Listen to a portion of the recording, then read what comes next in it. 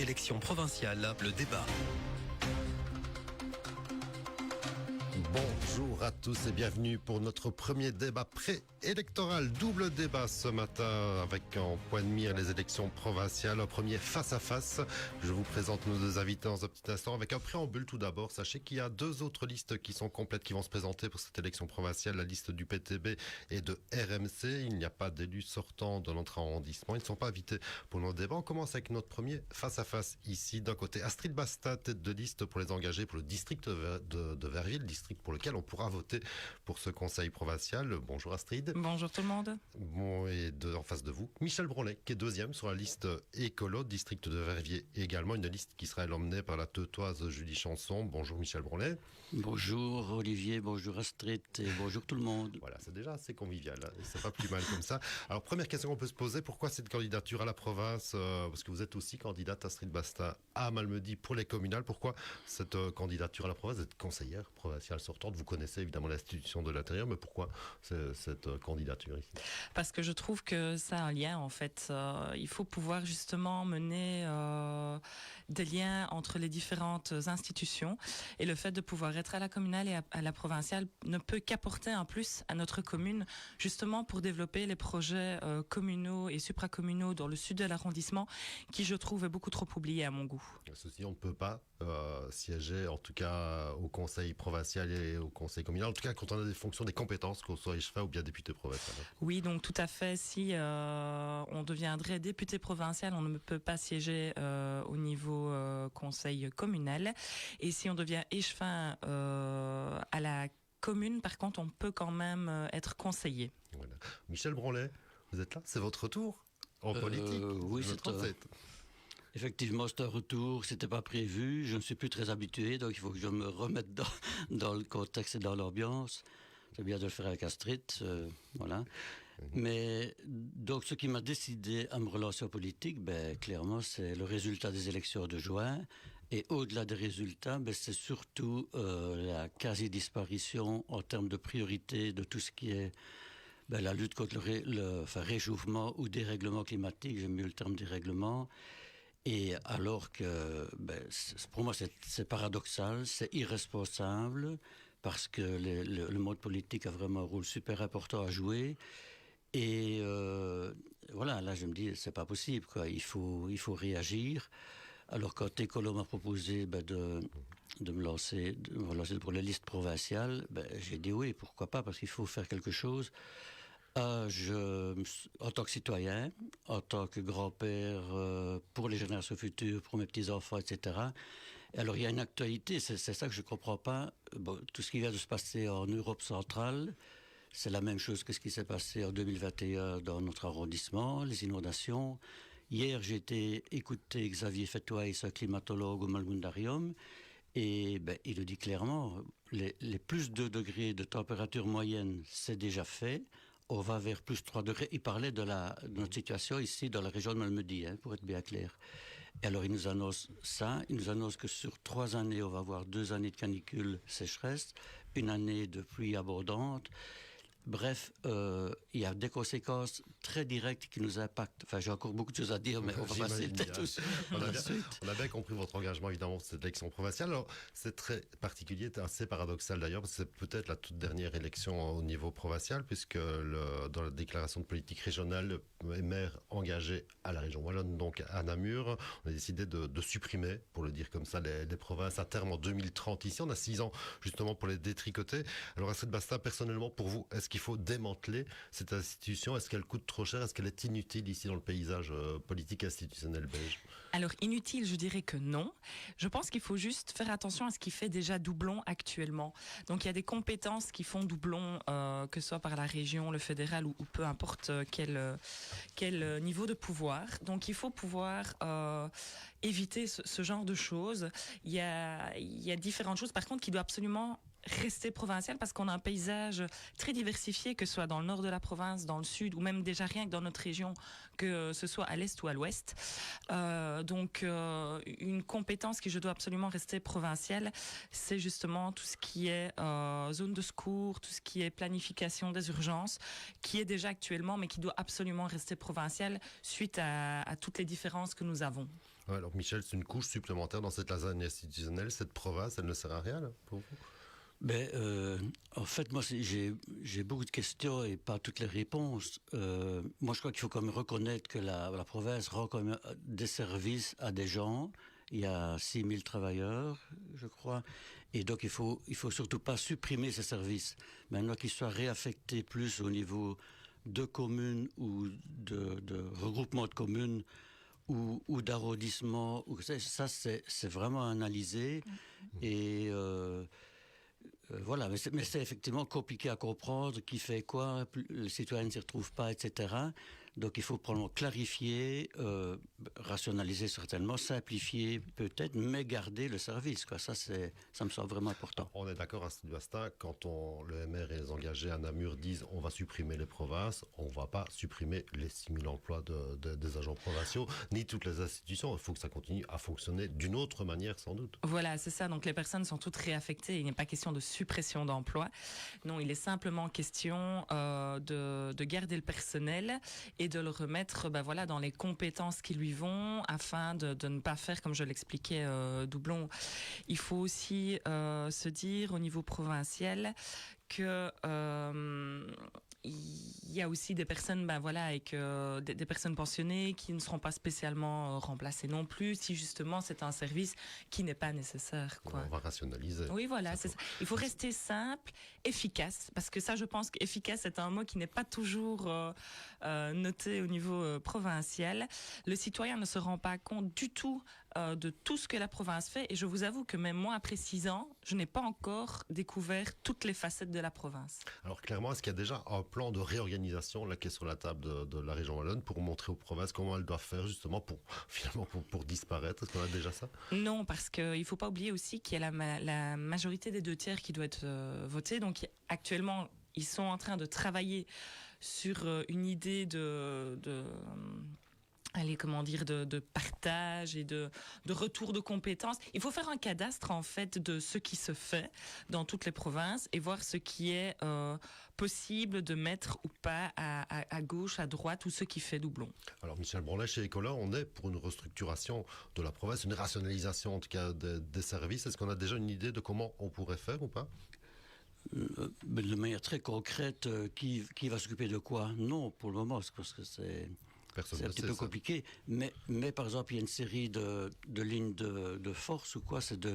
Il faut de la transparence, il faut une bonne gouvernance, et aussi peut-être avoir, ça c'est peut-être nouveau, quelque chose qu'on peut apporter, que toutes les actions, les projets qu'on a, ce soit analysé à travers une grille avec des indicateurs pour voir le plus, le moins, les conséquences positives, négatives sur l'environnement, le changement climatique, ça c'est sûr, mais aussi d'un point de vue économique, d'un point de vue social, etc. Notamment dans les investissements, il y a quand même beaucoup d'argent à la province actuellement, on peut soutenir les entreprises ou pas en fonction de ce qu'elles font, de l'impact qu'elles ont, etc. Ça me semble vraiment important.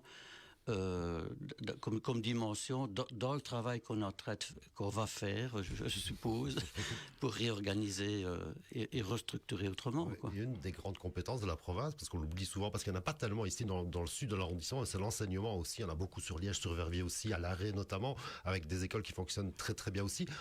On préconise quoi chez vous dans vos différents partis? On les refile à la Wallonie pour l'enseignement officiel comme on l'appelle ou pas? C'est compliqué. Je vous avoue que c'est un sujet dont on doit encore discuter. Mais oui, il y a cette formation spécifique, j'ai envie de dire, province de Liège, qui est plus pour des métiers en pénurie spécifique. Qui a d'autant plus sa raison d'être. Oui, bien sûr, mais c'est déjà le cas aussi ailleurs, que ce soit à la fédération ou peu importe. Mais voilà, il faut revoir un peu le modèle, s'assurer que c'est finançable.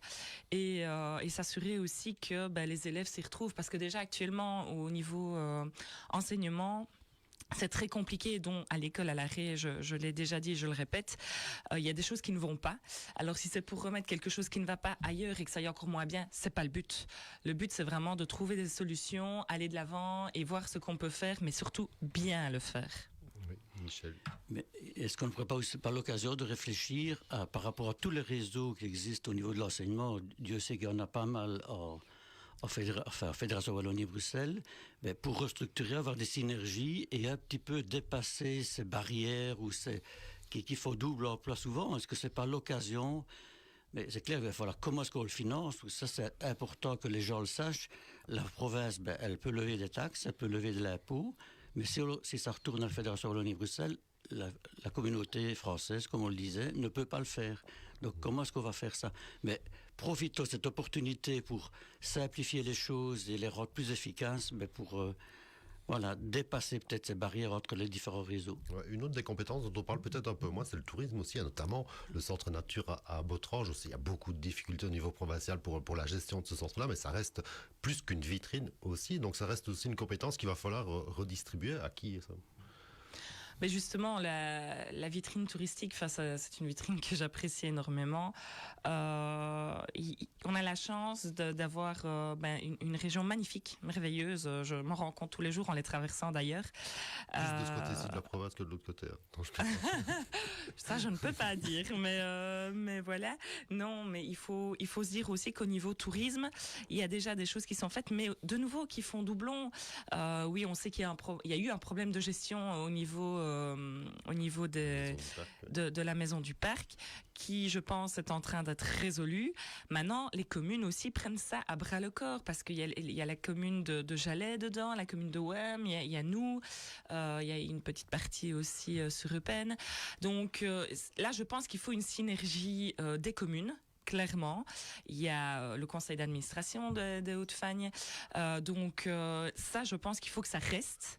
Mais il faut voir aussi au niveau financement comment ça peut aller. On a loupé le coche avec oui, voilà, avec le parc national. C'est malheureux. Et ça a été à cause justement d'un désaccord entre communes et partis qui n'a pas été clair du tout. Et je trouve ça vraiment dommage qu'on soit passé à côté. Maintenant, je sais qu'il va y avoir des relances de parc national, pas de suite, mais je pense que c'est quelque chose qu'il ne faut pas louper. Attention à faire attention par rapport au surtourisme qu'il ne faut pas avoir non plus. Je pense qu'en hiver, on est bien conscient de ça et pour ça, on se bat aussi. Oui, Michel Brelet, on imagine que les communes vont pouvoir reprendre, entre guillemets, la main, en tout cas sur la gestion de ce site et un peu développer, comme elles l'entendent, comme elles connaissent peut-être mieux le terrain aussi, le tourisme et le rendre un peu plus durable aussi.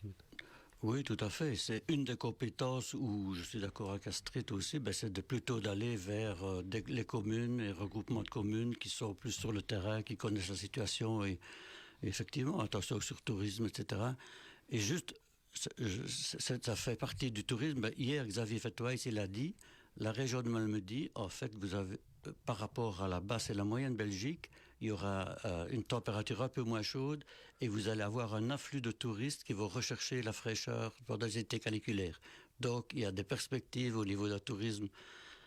Je ne vais pas l'appeler durable, mais le tourisme à ce niveau-là, c'est interpellant.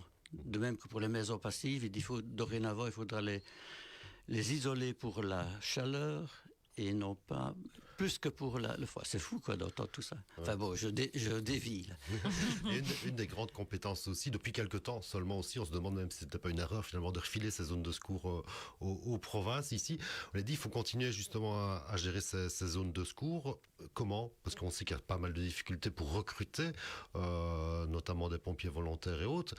Et elles sont toutes plus ou moins au cadre, façon de parler, même s'il manque parfois beaucoup de pompiers par caserne en fonction des différentes zones. Comment est-ce qu'on va faire justement pour gérer tout ça? On va créer une nouvelle intercommunale pour gérer les zones de secours, les financements aussi. Non, alors justement, comme j'expliquais, pour moi, la province ne doit pas disparaître totalement du paysage. Ça doit rester, mais avec des choses définies. Donc la zone de secours pour moi doit en faire partie. Comme Michel l'explique, il y a le réchauffement. On va faire face à des problèmes climatiques. On va probablement dans les années qui viennent encore revivre des pluies intenses.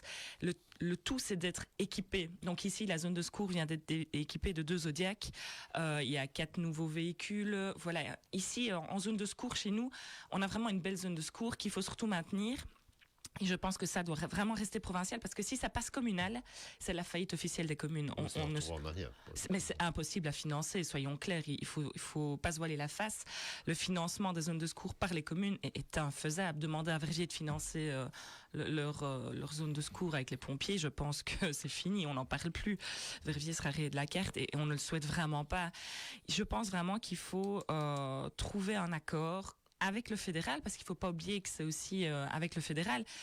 Comme je l'ai déjà dit ultérieurement, ils ne savent toujours pas, donc on est le 3 octobre, les zones de secours ne savent toujours pas le financement, le budget qu'ils vont avoir pour l'année prochaine. Ils doivent le rendre pour fin de ce mois-ci. Comment voulez-vous qu'ils y arrivent? C'est impossible. Il faut vraiment secouer au fédéral pour qu'ils se rendent compte de la réalité du terrain et aussi revaloriser le métier de pompier, ça c'est certain. Il faut redorer l'image au niveau des formations, il faut donner un congé spécifique, comme on le fait déjà. Par exemple, pour nous, en tant que politiciens, on a droit à des congés de politique à une journée par mois. Il faut donner ce genre de choses aussi aux pompiers pour qu'ils puissent suivre la formation, redonner un attrait. Oui, Michel Branlet, justement, quand il y a des inondations, qu'il y a une grande catastrophe au niveau d'une région, de l'arrondissement, même de la province, il faut quelqu'un qui décide de coordonner tout ça. C'est le rôle du gouverneur, là, pour l'instant, de planifier justement tout ça en urgence, de faire appel à l'armée, le cas échéant, de faire appel à d'autres zones de secours, etc. Il faut absolument conserver tout ça. J'imagine qu'on va y penser à un moment ou l'autre aussi, mais on ne peut pas perdre justement non plus cette mainmise-là. Il ne faut pas que ça se décide non plus à Anvers ou à Bruxelles, évidemment. Tout à fait. Moi, je crois que c'est important que le gouverneur ou quelqu'un qui joue ce rôle-là soit maintenu, évidemment, quoi.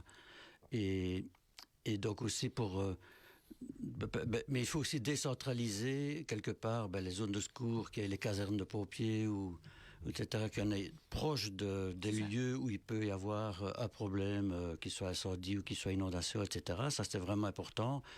Et qu'il y ait une coordination, une mutualisation probablement de certains matériels, de certains outils. Ce qui est déjà le cas actuellement. On dirait que c'est une fusion des zones de secours, on en a parlé avant. Oui, moi j'ai été surpris, je ne savais pas que la province du Luxembourg, par exemple, il n'avait qu'une seule zone de secours. On est les seuls en fait à avoir plusieurs zones de secours.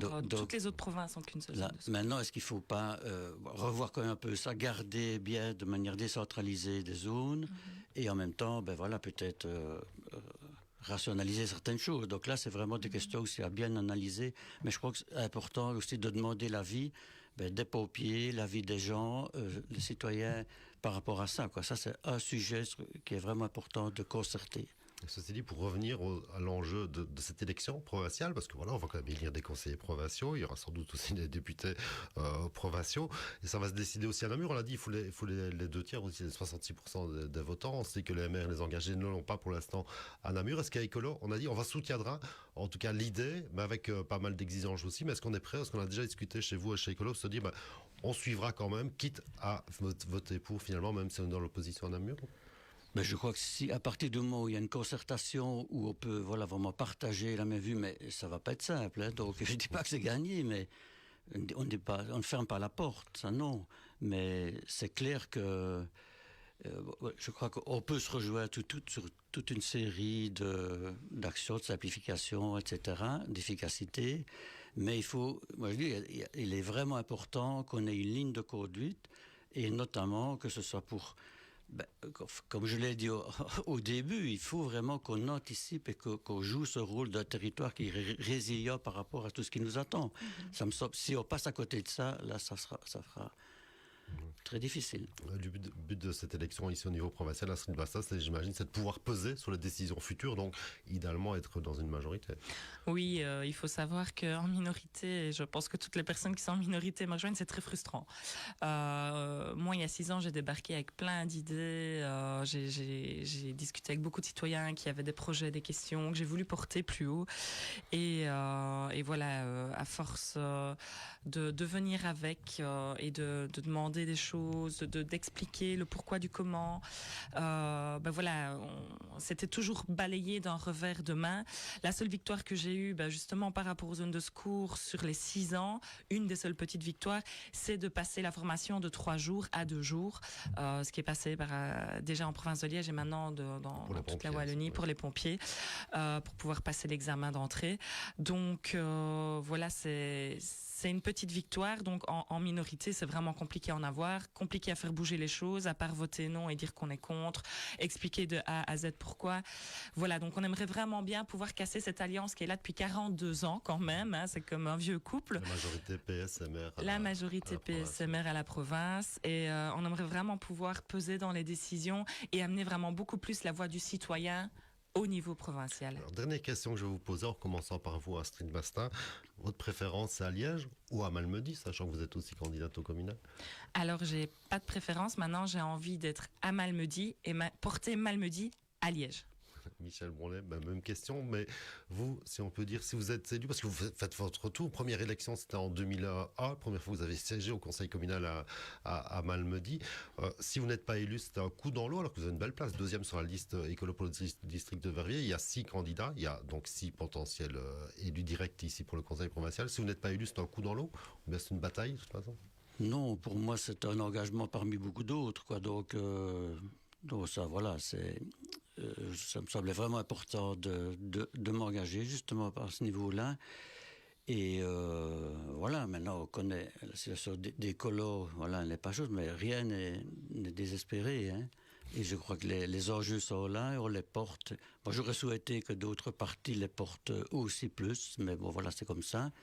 Et je voulais juste dire un mot sur un domaine important au niveau de la province aussi, c'est tout ce qui est l'agriculture, la production locale, etc., qui me semble vraiment... Et je crois qu'André Denis a soutenu certains projets, etc. Faut le reconnaître. Mais là, il y a vraiment à relocaliser l'alimentation et la consommation, circuit court, etc., me semble vraiment important aussi. Mais on en parlera justement après dans l'autre débat entre André Denis et Grégory Schunz du MR et pour Grégory Schunz pour le PS. Justement, c'est un service agricole qui fonctionne aussi très bien. Donc on se pose aussi la même question de savoir ce qu'on va en faire après quand on aura finalement supprimé ces provinces, en tout cas cette province de Liège où il y a des services qui fonctionnent très très bien aussi. Merci à vous deux. Merci beaucoup. Merci aussi. Michel Bonne journée. Pour Écolo, je vous dis bonne chance à vous finalement. Pour Merci l'élection le 13 beaucoup. octobre, je vous rappelle qu'on vote pour les élections, pour élire des conseillers au conseil provincial et également pour les communales. Élection provinciale, le débat.